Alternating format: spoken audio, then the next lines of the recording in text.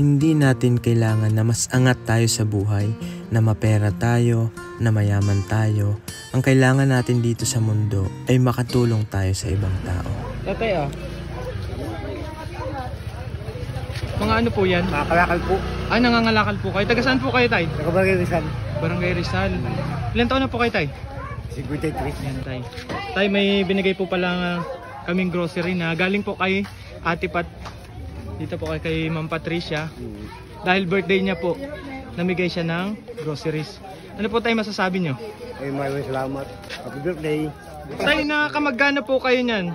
Yan, dala nyo na yan. Pag-isip nyo, kapataraan. Magkano po, tay? Kapataraan. Ito pong dala nyo na yan. Hindi po. Kaya po yung mga 10 sako.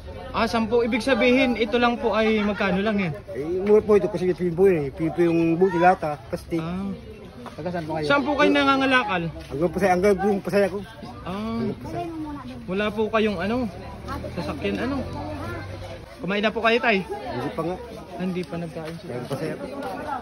Tay, saglit lang po nakuha po kaming pagkain. Kumain na po muna kayo, tay. Tay, ilan na po palang anak niyo? Isa lang ang anak, isa lang. Po? Isa lang. Isang anak. Lalaki nasa Bulacan. Ilan taon na po? 21. May asawa na rin? Wala pa. May asawa pa po kayo ngayon? Ilang taon na po pala kayo? 53. 53? Dati, tay, ano pong trabaho nyo nung hindi pa kayo Ay ako kasi ako taga-dagat. nagdadagat? Ay, mangingisda po? Gwardiya ako. Gwardiya? Gwardiya sa bangka ni Kuwa. Okay. Doon sa Mamasbuy. Opo. Bakit po kayo naglipat ng ganyang trabaho? Ay naman po yung kitaan eh. Tay, kumain na po muna kayo, tay, ha? Sige po. Para pahinga na po muna kayo.